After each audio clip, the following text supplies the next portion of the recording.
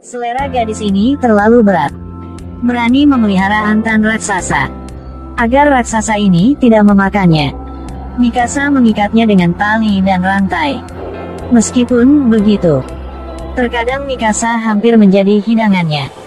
Untuk menghukum raksasa itu, Mikasa menusuk matanya dengan tongkat panjang dan bahkan menikamnya tepat di jantung. Tapi keajaibannya adalah raksasa itu memiliki kekuatan ajaib untuk menyembuhkan sakit. Bisa langsung sembuh. Tapi tujuan sebenarnya yang Mikasa membesarkannya secara diam-diam adalah mempelajari bagaimana mempelajarinya.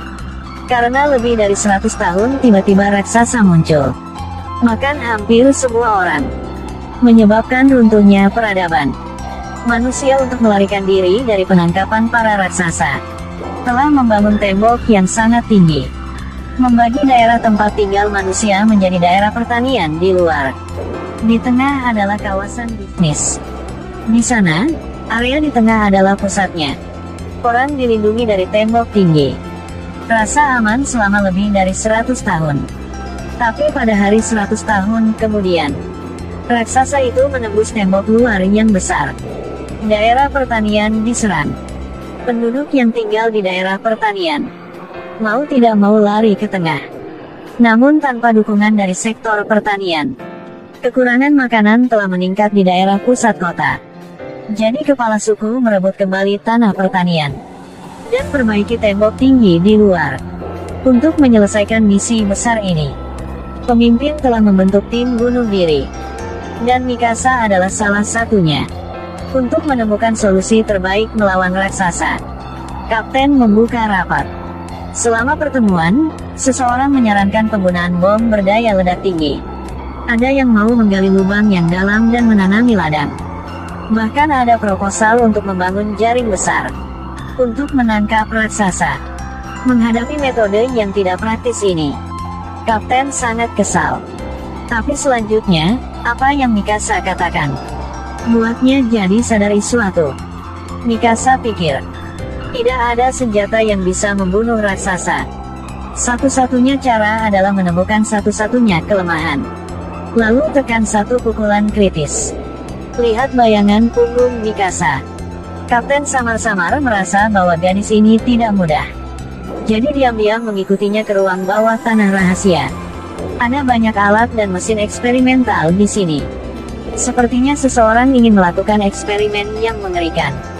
Saat ini ada pintu rahasia di dalam.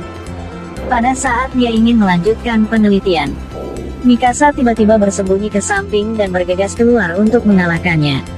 Sampai Kapten memastikan untuk merahasiakannya. Mikasa baru saja membawa Kapten ke ruang rahasia. Di ruang rahasia, Mikasa memberitahu Kapten untuk memindahkan roda.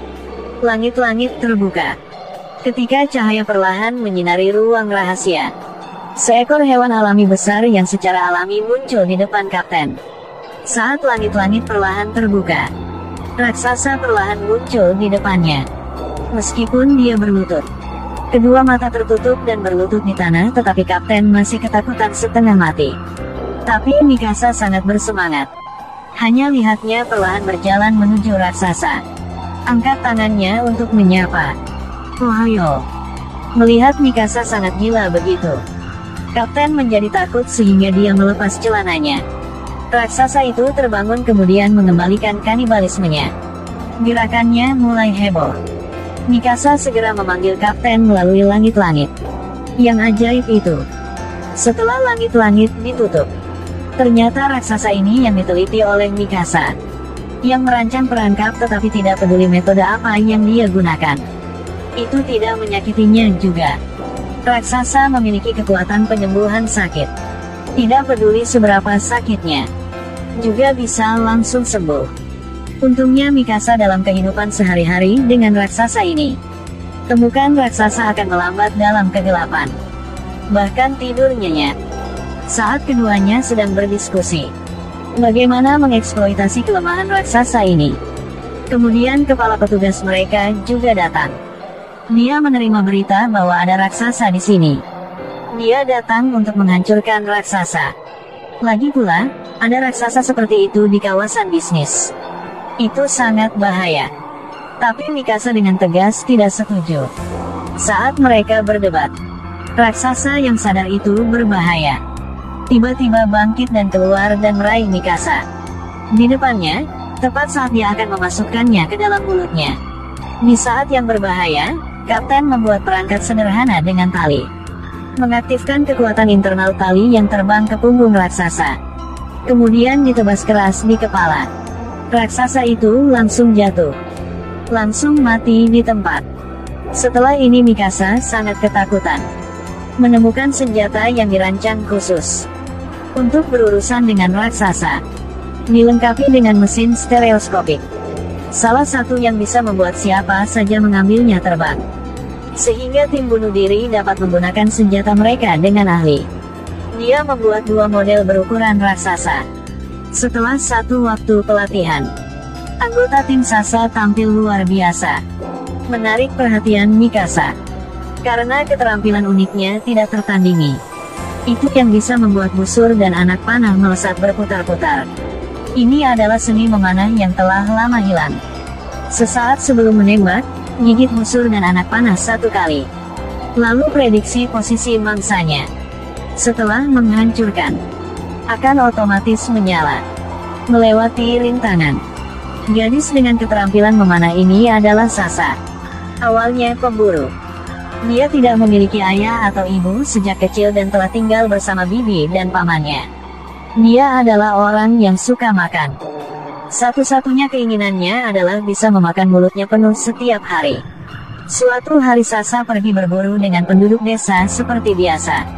Berdasarkan keterampilan menembaknya, sangat cepat semua orang telah memanen banyak. Ketika mereka mengumpulkan rampasan untuk dibawa pulang, lagi melihat api tidak jauh. Firasat buruk. Ternyata raksasa itu telah menembus dinding luar. Pergi ke desa Sasa, pergi ke kawasan industri. Daerah pertanian sedang diserang di mana-mana. Sasa bergegas pulang untuk memanggil bibi dan pamannya dan yang lainnya memasuki zona ekonomi. Karena untuk mengisi perut, Sasa bergabung dengan tim bunuh diri yang diselenggarakan oleh pemerintah, siap untuk merebut kembali daerah pertanian yang hilang.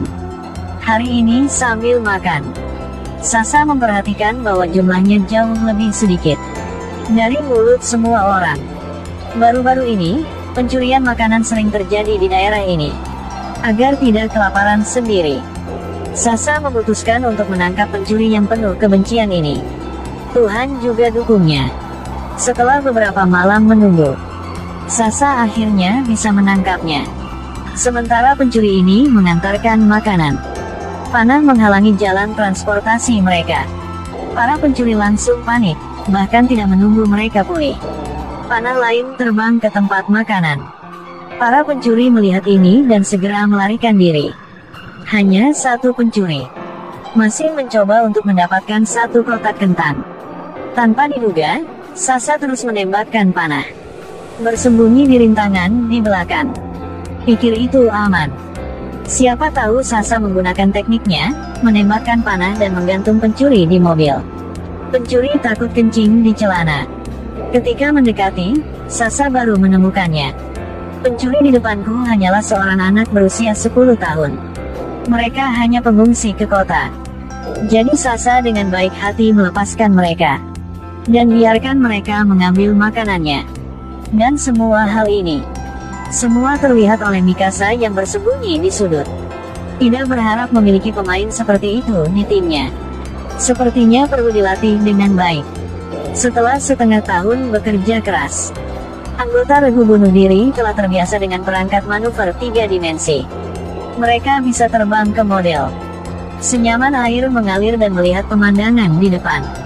Mikasa, penemu perangkat mekanik 3 dimensi, sangat bersemangat. Yang ini berarti manusia mampu melawan raksasa. Pertarungan seru akan segera terjadi.